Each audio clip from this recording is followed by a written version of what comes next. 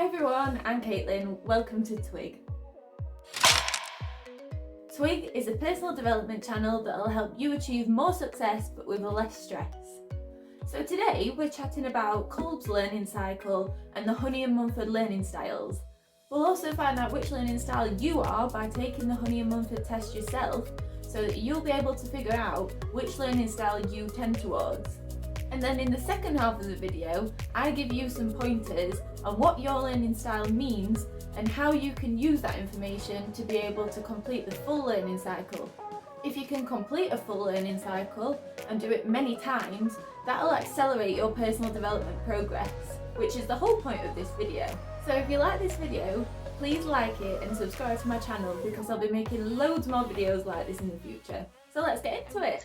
This is Kolb's learning cycle. So this was proposed in 1984 and it is a theory that explains how we learn as humans. And over the years it's come under a lot of criticism, but to be honest, as a person that's not a psychologist and someone that is just really interested in personal development and learning in general, I find it quite helpful. So I thought, if I do, then maybe other people will as well.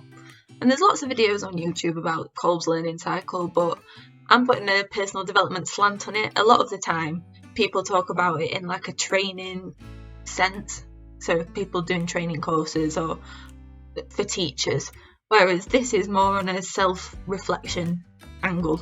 So that's my little USP for this video. But anyway, Kolb's learning cycle, 1984. So this theory proposed that learning is not like a linear process. It's not a case of, here's some information, you listen to it or you see it, and then that's it, you've learnt it. That's not the case. Or at least Kolb says it's not. It's actually a cycle. And in order to learn properly and to learn deeply, you need to complete the full cycle. It doesn't necessarily matter where you start in the cycle, but as long as you complete it. And the more times you go around it, the better you've learnt something. So to start with, we'll start at the top. So concrete experience. Basically an event occurs. It's a new experience. You've not necessarily seen it before, or if you have seen it before, it's been done in a different way. It's a brand new thing that you're experiencing, an event. For example, say your boss has asked you to do a report that you've never done before, and it's a new experience. So if we carry on with that example, I don't know where that came from, but we'll carry on with that. So you write this report, you do the report, you hand it in. So that's the event. It's the new thing that you've done. So once you've done that bit, you move along in the cycle to reflective observation. So I've just put what went well, what could be better. It's a reflection. It's maybe getting feedback from your boss, and it's thinking to yourself, right, now I've had that experience, what did I do well at? What could I improve on? And what would I do next time? So once you've done that bit of reflection, you've maybe chatted to your boss, maybe chatted to your workmates, and you move to the next stage, which is abstract conceptualization. So this is basically coming up with a conclusion to the questions that you've asked yourself in the reflection. So maybe your boss said that you needed more detail in the report, for example, or maybe you realised that at the start maybe your boss didn't give you instructions that were clear enough for you to be able to give that level of detail. So maybe next time, as well as trying to add more detail, you'll clarify with your boss a bit more about what they actually want from you. So once you've made your conclusions from the questions, it's on to strategy. So basically using the information that you've got from the previous steps, it's coming up with a strategy and an action plan for what you'll do next time. So once you've come up with that strategy, the next time you do it, you put that strategy into place. So you've gone back to the concrete experience again. So you can see how this cycle it repeats, it goes round. So that's the learning cycle. So after this, Kolb went a little bit further and he added in axes from bottom right to left. And he also had different words, these axes. So along the vertical, it's got feeling and thinking, and along the horizontal, it's got watching and doing. And so Kolb says that you will fall along these axes somewhere. So the horizontal axis, axes, he called the processing continuum. So that describes how you approach a task. So some people like to watch and learn, but some people like to learn from doing.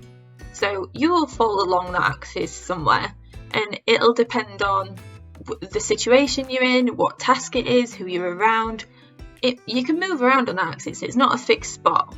Basically, what I'm trying to say is this is not a personality trait. It's just how you approach a task in a certain scenario. So the vertical axis is the perception continuum. So it describes basically your emotional response to a new task.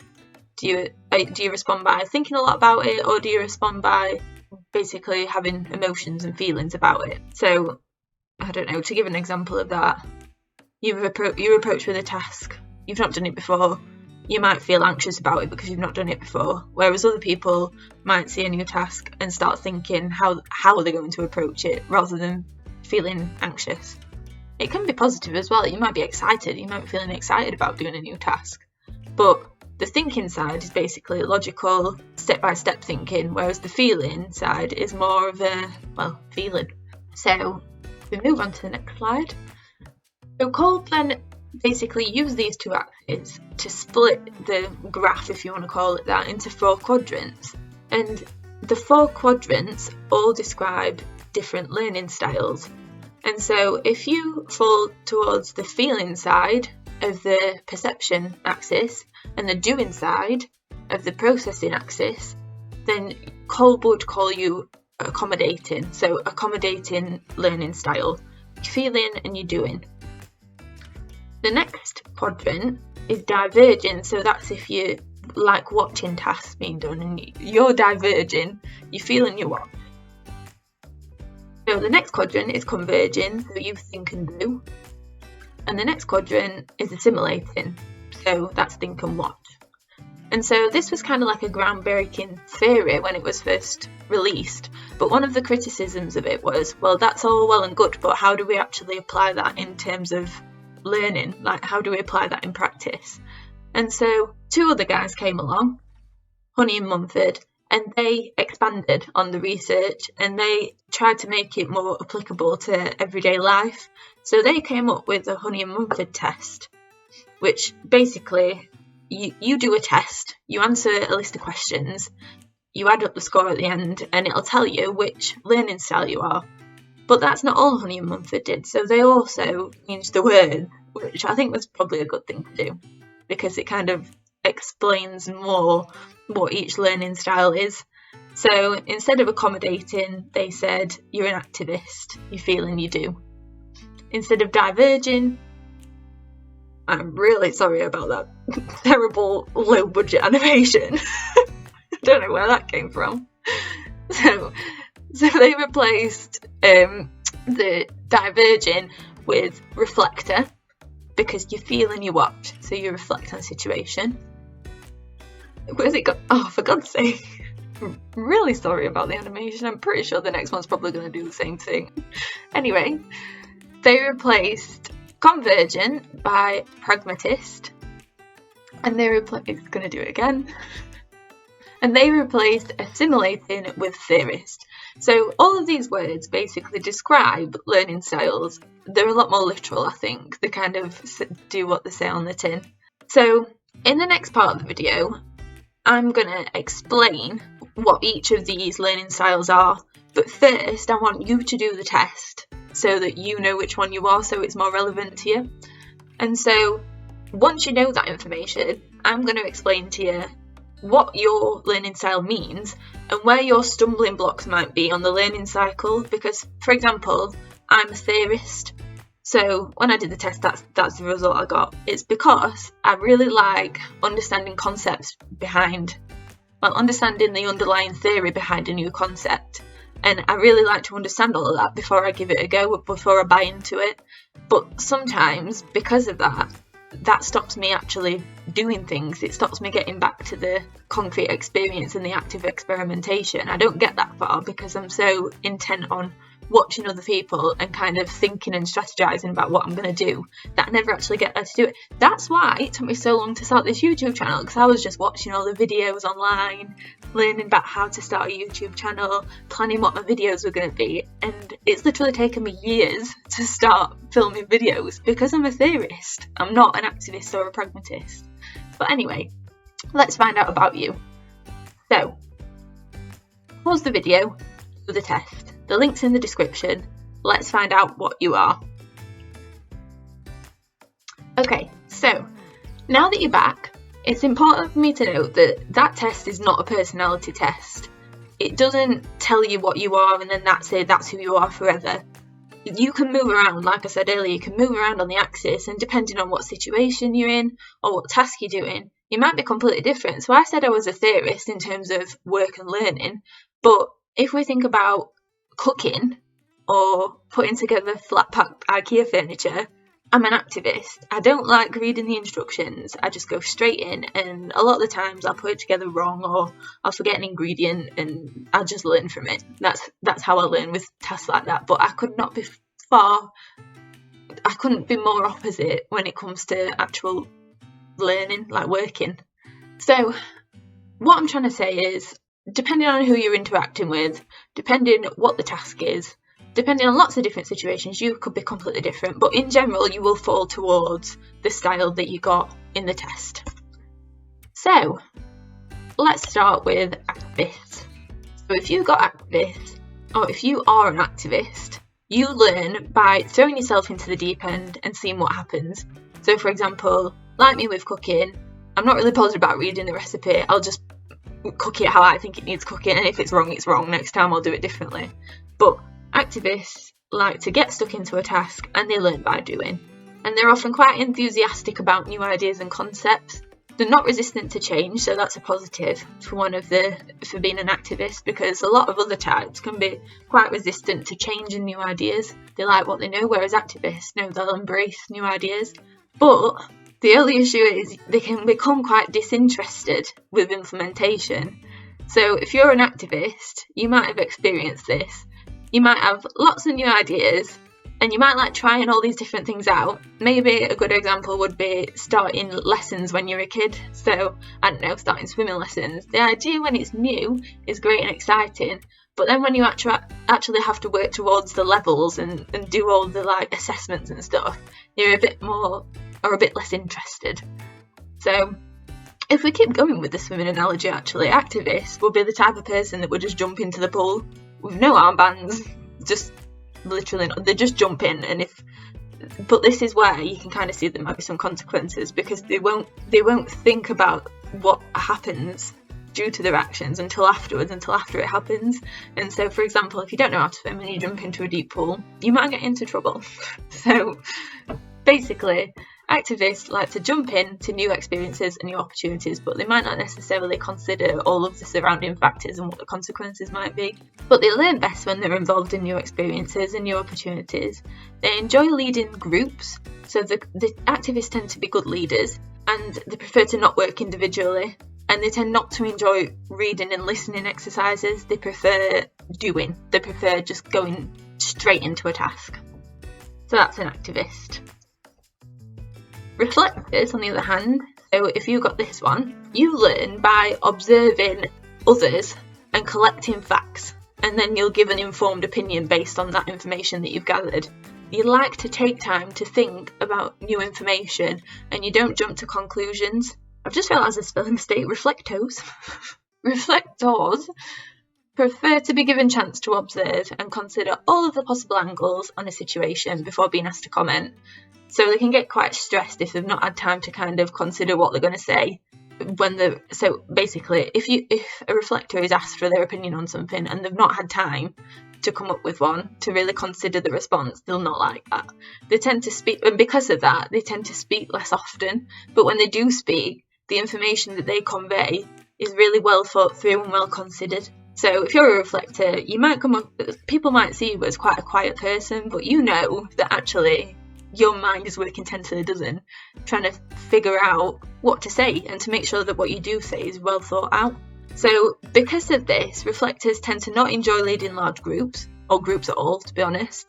They don't like working to tight deadlines if it means that they're going to have to rush and not be able to give the work the consideration that they feel like they should. And they don't like acting before they've had time to consider their options. They like to really think through what they do. So if you got theorists learn by questioning and understanding the theory behind new concepts. So if you're a theorist and someone introduces something new to you, if you don't understand the background behind it, you tend to be quite sceptical of it. So you tend to not trust it until you understand the reasoning behind it. So they need facts and figures, they like models, and they like to come to their own conclusions on a new idea. It's kind of different to a reflector, even though it's quite similar. It's a little bit different because theorists like to ask a lot of questions. So whereas a theorist, a reflector, will kind of gather all the information that's available to them readily. They won't necessarily ask.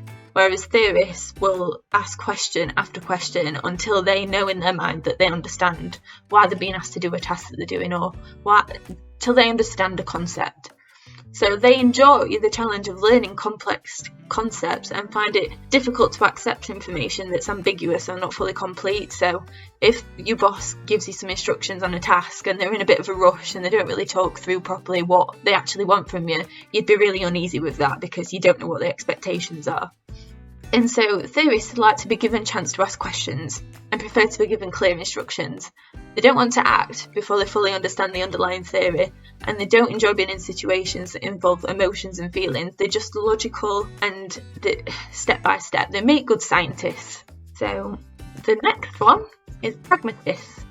So Pragmatist, if you got this one, you think and do. So you're task oriented and you learn by trying things out, but it's different to an activist because pragmatists will do a bit of strategizing before they start. So if we go back to the swimming pool example, rather than jumping straight in, they'll be like, if I do that, I might drown, so I'm going to take armbands with me. Pragmatists enjoy doing tasks that have a purpose, and so they don't enjoy learning lots of theory if it doesn't look like it's got a direct application or use. So you might be the type of person that in maths at school was sat there thinking, well, I don't understand why I'm learning this because when am I ever going to use it? I'm pretty sure a lot of you that thought that did end up using it in life, but anyway, you might have been that type of person. So pragmatists like to be shown techniques by trusted role models or experts, and then they try the task out for themselves, and they don't waste time. They don't enjoy talking for talking's sake about a task, and they prefer to get stuck straight in once they've got the rough strategy sorted out. So that's all the learning styles, and like I said before, you might need to think about that and think where you might fall down in the learning cycle. So for example, like I was saying, if we go back previous slides,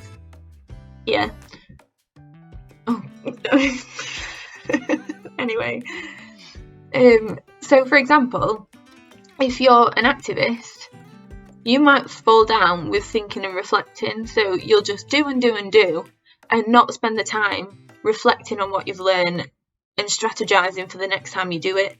So basically, the learning cycle might fall down for you in that you don't always learn from your mistakes. You don't always analyse what happened and what went wrong and what could go better next time. Whereas on the opposite end, like a theorist like me, you might spend so much time over-analysing that you never actually do. Then again, if you're a reflector, you might just be stuck in the reflection phase thinking, oh, I should have done this better, or maybe I could have done that better, or oh, I'm not really sure why I did that, and get stuck in the over-analysing phase and never move on to strategising. And then you can see how each one of these might fall down. So basically, the whole reason for doing the Honey and Mumford test was for you to learn more about yourself, or where you tend to fall on those two continuum, and to use that information to make sure that you can complete a full learning cycle, because I feel like this is the foundation of personal development. If you don't know how to learn properly, then you're going to fall down quite a lot on your personal development journey, we'll call it, because basically the information is not settling. So if you're starting with personal development, this is definitely a really good starting point. So I hope that's given you a starting point to understand your specific learning style. But if you've got any questions about it, then just put a comment down below and I'll respond to you really quickly. I post twice a week, once on a Tuesday and once on a Friday. Tuesday's video focuses on progress and self-development and growth, and then on the Friday, that video focuses more on stressing less. So we'll be talking about mindfulness, gratitude, relaxation, how to sleep better. So if any of that sounds interesting to you, then please subscribe to my channel because it really helps. Thank you for watching.